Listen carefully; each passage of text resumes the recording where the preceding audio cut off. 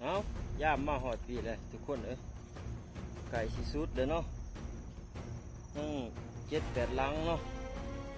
แล้วท่านมีหลังใดหลังพ่อหลังเนาะทุกคนเนาะ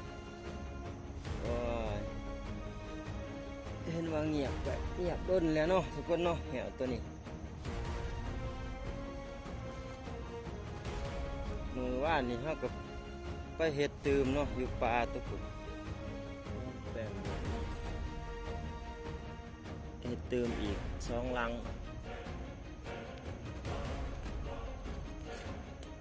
หลังข้างหน้าลันคนลันเป่าเนาะเฮ้ยพี่น้องโอ้ทุกคนเฮ้ยโอ้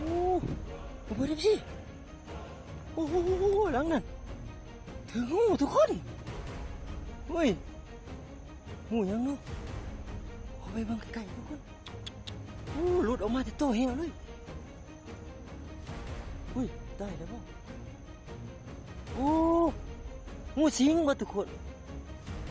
เฮ้ยได้แล้วป่ะเราไปเบิ่งน้ำกันใกล้ๆโอ้งูเห่างูทุกคนอุ้ยบ่ท่านตายเฮ้ยเฮ็ดจะได้บาดงูเพิ่นได้สิเอ้ยงูเห่า